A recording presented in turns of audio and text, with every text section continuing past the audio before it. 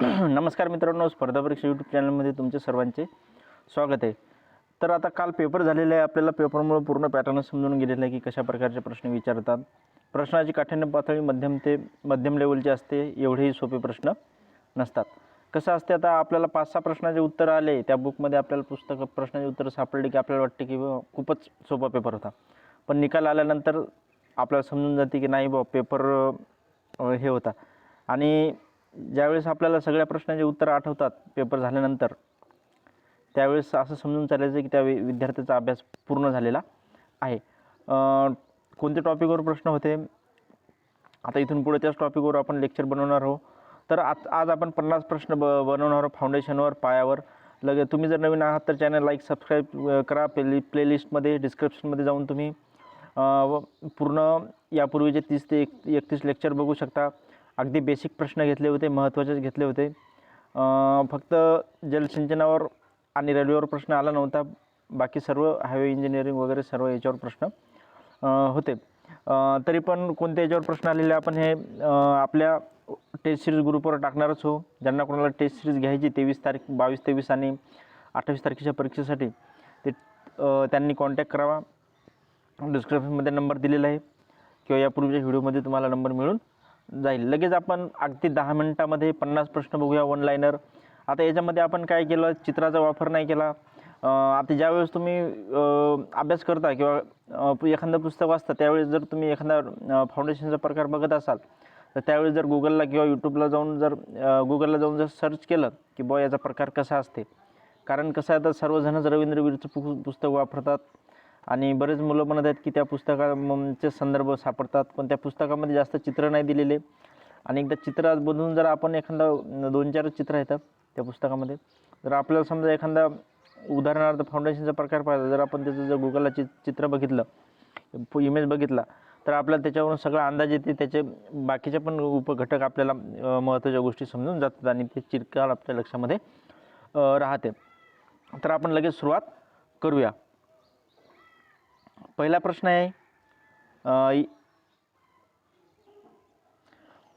आहे, इमारतीचा सर्वात खालचा बांधलेला भाग ज्यावर रचना टिकते त्यास काय म्हणतात? तर त्याला पाया असे म्हणतात. आता 1 नंबरचा प्रश्न ही झाली TCS कंपनीची भाषा. पण आपण जर आपल्या सोप्या भाषेमध्ये अजून थोड्या वेगळ्या भाषेमध्ये जर सांगायचं असेल तर स्ट्रक्चरचा सर्वात तळाचा मानवाने तयार केलेला भाग ज्याचा संबंध जमिनीशी येतो व तो भाग जमिनीचे वजन, स्ट्रक्चरचे वजन जमिनीकडे पाठवण्याचे कार्य करतो त्यास काय म्हणतात? त्यास फाउंडेशन किंवा पाया असे म्हणतात. तर आपल्याला जर पाया म्हणजे काय हे जर समजलं तर परीक्षेमध्ये जरी कोणत्याही प्रकारची भाषा आली, गुगल ट्रान्सलेशन जरी भाषा आली, आता 1 नंबरच्या प्रश्नाची भाषा ही गुगल ट्रान्सलेशन आहे आणि परीक्षेमध्ये सर्वांना माहिती आहे मराठीमधून पेपर आहे, तुम्हाला अगोदर भाषा बदलायची असते. 2 नंबरचा प्रश्न आहे, पायाचे वर्गीकरण मुख्यत्वे किती प्रकारामध्ये करता येते? मुख्य प्रकार विचारले तर उथळ पाया आणि खोल पाया म्हणजे शॅलो फाउंडेशन आणि डीप फाउंडेशन. 3 नंबरचा प्रश्न आहे, ज्या पायाचे काम हे सुपर स्ट्रक्चरच्या तळातील भागाला जोडून लगेच केले असते त्यास कोणता पाया म्हणतात? त्यास उथळ पाया किंवा शॅलो फाउंडेशन असे म्हणतात. 4 नंबरचा प्रश्न आहे, भिंतीच्या पायाचे क्षेत्रफळ रुंद करून मिळणाऱ्या पायाचा सर्वात सामान्य आणि सोपा प्रकार कोणता? तर ओपन ट्रेस फाउंडेशन. याच्यामधले काही 2-4 प्रश्न रवींद्रवीरच्या बुकमध्ये मधील आहेत आणि बाकीचे प्रश्न हे नवीन आहेत.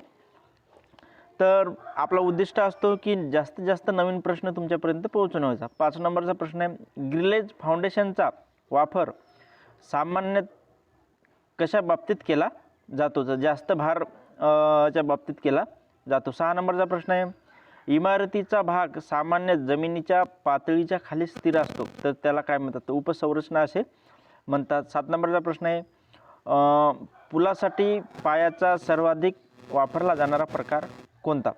तर राफ्ट फाउंडेशन आहे. आता 28ला पेपर आहे PWDचा, त्याच्यामुळे जास्तीत जास्त प्रश्नाचा सराव होणे आवश्यक आहे. जेवढा जास्त सराव झाला तेवढं तुम्हाला परीक्षेची भीती कमी होऊन जाते. नवीन प्रश्नाचे उत्तर तुम्ही सहजिकच उत्तरापर्यंत जाऊ शकता, नवीन प्रश्न जरी आला तरी पण.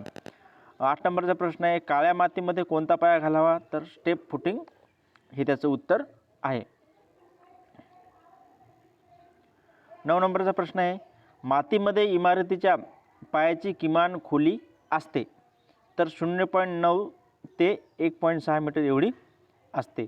10 नंबरचा प्रश्न आहे, कमकुवत मातीसाठी खालीलपैकी कोणता पाया योग्य आहे?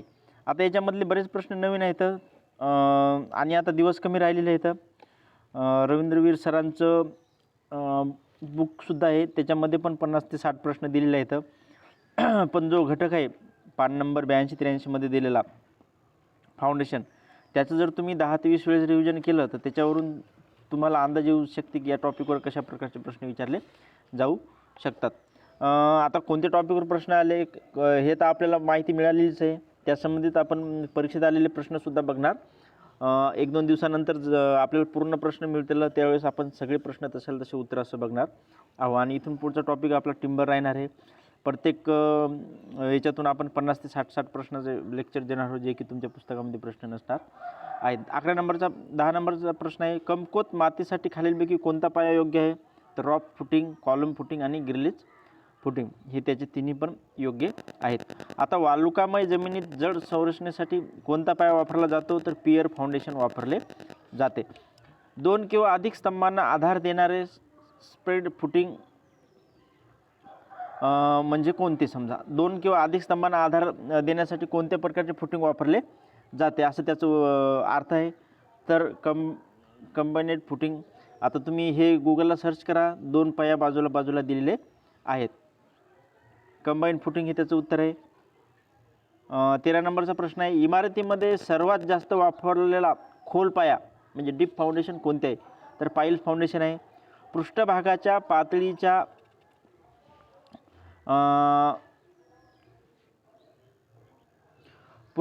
पातळीच्या खोल पायाची किमान खोली किती आहे? किंवा डीप फाउंडेशन, इथं थोडी स्पेलिंग चुकलं, तर 80 सेंटीमीटर आहे. 15 नंबरचा प्रश्न आहे, चिकन माती किंवा चिकन मातीवर पायाची किमान खोली किती असावी? तर 90 सेंटीमीटर त्याचं उत्तर आहे. ज्यावेळेस आपण घर बांधतो त्यावेळेस प्रत्येक याच्यामध्ये जमिनीचे प्रकार वेगवेगळे असतात.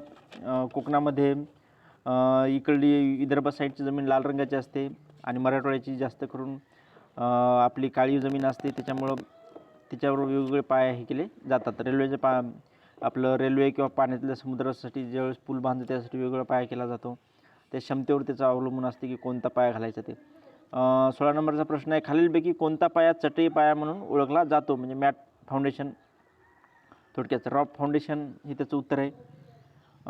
17 नंबरचा प्रश्न आहे, वाळूवर रॉक फाउंडेशनसाठी कमाल एकूण सेटलमेंट मर्यादित आहे? तर 65 मिमी. 18 नंबरचा प्रश्न आहे, चिकन मातीवर रॉक फाउंडेशनसाठी जास्तीत जास्त सेटलमेंट मर्यादित आहे? तर चिकन पहिलं वाळूचं होतं, नंतर चिकन माती झालं, तर 100 सेंटीमीटर. 19 नंबरचा प्रश्न आहे, dash dash dash dash dash dash माती असते तेव्हा पाईल फाउंडेशनचा वापर सामान्यत केला जातो? Compressible water leg made up type हे त्याचं उत्तर आहे. या तिन्ही प्रकारची 20 नंबरचा प्रश्न आहे, मोठ्या प्रमाणात वजन कॉलमकडे कमी बेरिंग कॅपॅसिटी असणाऱ्या सॉईलकडे वर्ग होत असेल तेव्हा रॉक फाउंडेशनचा प्रकार वापरतात? तर ग्रिलेज फाउंडेशन. 21 नंबरचा प्रश्न आहे, अवजड स्ट्रक्चर सँडी सॉईलमध्ये बांधण्यासाठी वापरण्यात येणारा पायाचा प्रकार कोणता? म्हणजे अवजड स्ट्रक्चरसाठी पियर फाउंडेशन. 22 नंबरचा प्रश्न आहे, इमारतीच्या लोड बेरिंग वॉलसाठीच्या पायाची किमान खोली किती असावी? तर 900 मिमी हे त्याचं उत्तर आहे. 23 नंबरचा प्रश्न आहे, खालीलपैकी कोणता पुलासाठी सर्वात योग्य आहे म्हणजे फाउंडेशन आहे? तर पाईल फाउंडेशन. 24 नंबरचा प्रश्न आहे, ड्रिल केलेल्या पाईलचा व्यास डॅश डॅशपेक्षा जास्त नसावा? तर 600 मिमीपेक्षा जास्त नसावा. 25 नंबरचा प्रश्न आहे, सामान्य दुमजली इमारतीसाठीचा पाया सुचवा? तर स्पेड फुटिंग फाउंडेशन. 26 नंबरचा प्रश्न आहे, खूप खोल पाण्यात पुलाचा पाया वापरला? म्हणजे खूप खोल पाण्यामध्ये जर आपल्याला पूल बांधायचा असेल तर कोणता पाया वापरला जातो? याचं उत्तर आहे केशन फाउंडेशन. 27 नंबरचा प्रश्न आहे, ज्या फाउंडेशनमध्ये एथिक RCC स्लॅबचा समावेश असतो, त्यामध्ये जड एकाग्र भाराचे समर्थन करण्यासाठी संपूर्ण क्षेत्र व्यापलेले असते. तर त्याचं उत्तर रॉक फुटिंग. 28 नंबरचा प्रश्न आहे, डॅश डॅश ज्या पायामध्ये 2 पाया जोडण्यासाठी कॅन्टिलिव्हर बीमचा वापर केला जातो त्याला काय म्हणतात? स्ट्रिप फुटिंग असे म्हणतात. पायावर कोणता प्रभारी भार असतो? तर मृत भार असतो, थेट भार असतो आणि वाऱ्याचा भार सुद्धा असतो. 30 नंबरचा प्रश्न आहे, खोल पायासाठीचे उदाहरण कोणते? तर वेल फाउंडेशन त्याचं उत्तर आहे. 31 नंबरचा प्रश्न आहे, इनलाईन किंवा शक्तीचा प्रतिकार करण्याच्या प्रवृत्तीवर चालणारे पाईल्स कोणते? तर बॅटर पाईल्स याचं उत्तर आहे. 32 नंबरचा प्रश्न आहे, पृष्ठभागावर पाईल चालवण्याची कला प्रथम कोणी स्थापित केली होती? तर रोमन हे त्याचं उत्तर आहे. ज्यावेळेस असा प्रश्न आला कोणी प्रथम हे केली पाईल्स असलं पर्याय जर असलं तर रोमन करायचं. हा 32 नंबरचा प्रश्न आपण गुगल ट्रान्सलेट करून घेतलेला आहे. म्हणजे सर्वप्रथम पृष्ठभागावर पाईल कोणी हे केलं सांगितले तर ते रोमन आहे. 33 नंबरचा प्रश्न आहे, फंक्शनच्या आधारावर पाईलचे किती प्रकारांमध्ये वर्गीकरण केले जाऊ शकते? तर 8 महत्त्वाचा प्रश्न आहे, खालीलपैकी कोणत्या पाईल सेल दाणेदार माती कॉम्पॅक्ट करण्यासाठी वापरल्या जातात? तर कॉम्पॅक्शन पाईल त्याचं उत्तर आहे. 44 नंबरचा प्रश्न आहे, जहाजे किंवा फ्लोटिंग ऑब्जेक्टपासून संरचनेचे संरक्षण करण्यासाठी वापरले जाणारे पाईल्स कोणते? तर फेंडर पाईल्स. 45 नंबरचा प्रश्न आहे, आधुनिक पाईल ड्रायव्हिंग पद्धतीचा प्रथम शोध कोणी लावला? तर कोण्या देशाने लावला? तर नास्मिथ हे त्याचं उत्तर आहे. 46 नंबरचा प्रश्न आहे, कास्ट इन शिटू कॉन्क्रीट पाईल किती वर्गामध्ये वर्गीकृत केल्या जाऊ शकतात? तर याचं उत्तर आहे 2. आता इथं सर्वात महत्त्वाचं म्हणजे सिमेंट कॉन्क्रीट पाईल चे किती प्रकारामध्ये वर्गीकरण करता येते? तर 2. तर प्रीकास्ट कॉन्क्रीट पाईल आणि 2 नंबरचं कास्ट इन शिटू कॉन्क्रीट पाईल आणि प्लस त्या कास्ट इन शिटू कॉन्क्रीट पाईलचे परत 2 प्रकार पडतात, हे लक्षात ठेवा. याच्यामध्ये आपल्याला अजून आता 50 प्रश्न घेतले, आपण 100 प्रश्न पण घेऊ शकलो असतो. तर कसं आहे, जास्त आपण मोठं करत नाही, 15 मिनटामध्ये आपण 50 प्रश्न संपूर्णच टाकत असतो.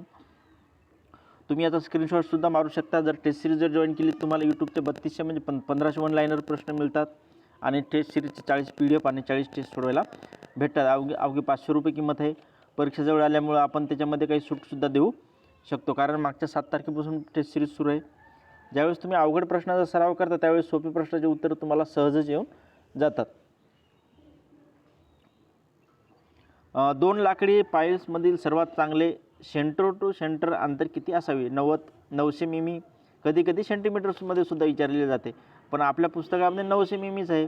आता तुम्हाला ते रूपांतर करता आलं पाहिजे 1 सेंटीमीटर सेंटीमीटरमध्ये याचं ते गणिताचा भाग आहे. रूपांतर पण हे करा मीटर की कधी मिमी विचारतात, कधी सेंटीमीटरमध्ये विचारतात. मऊ माती किंवा लूज सँड यामध्ये अधिक कार्यक्षमतेने कार्य करणारा पाईलचा प्रकार स्कू पाईल्स. 39 नंबरचा प्रश्न आहे, प्रीकास्ट कॉन्क्रीट पाईलची लांबी किती? तर 4.5 मीटर ते 30 सेंटीमीटर त्याची लांबी असू शकते.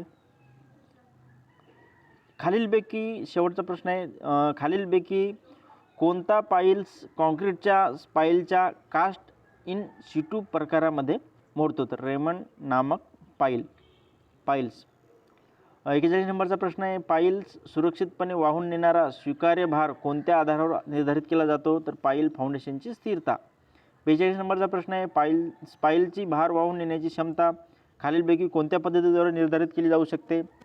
तर खालील 3 गोष्टीवर निर्धारित केली जाऊ शकते, डायनॅमिक फॉर्म्युला, स्टॅटिक फॉर्म्युला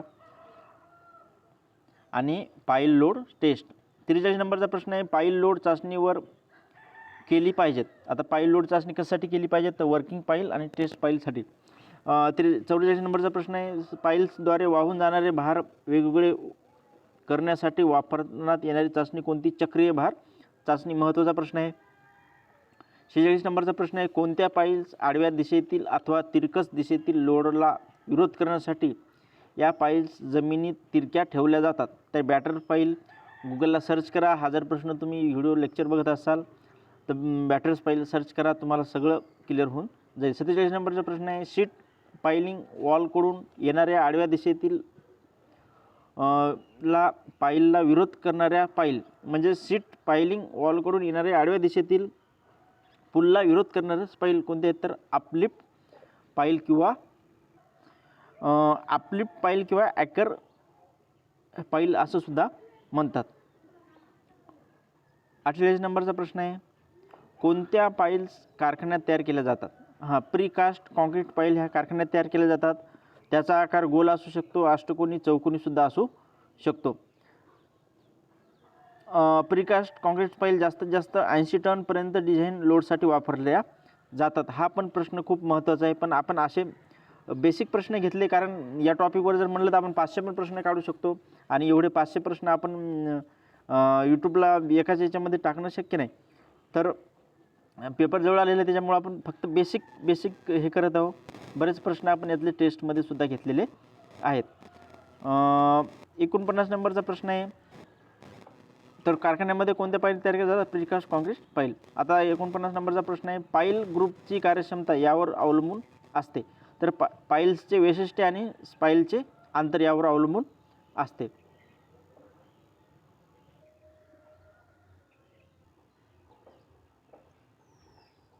हे होते मित्रांनो आजचे 50 प्रश्न. तुम्हाला कसे वाटले? लाईक, शेअर, सबस्क्राईब नक्की करा. कमेंट करा. एखादा प्रश्न कदाचित चुकू पण शकते टायपिंगमुळं. तर आता आपण पुढचं लेक्चर बघूया, कारण पेपरला 2 ते 3 प्रश्न 100% लाकडावर आलेले तर टिंबरवर आलेले आहेत. तर आपण टिंबरवर कमीत कमी 50 प्रश्न घेणार आहोत. तसं टिंबरवर आपण कितीही प्रश्न काढू शकतो, पण 50 प्रश्न यूट्यूबला टाकू. बाकीचे प्रश्न टेस्ट सिरीजला घेऊ. तर ठीक आहे, धन्यवाद.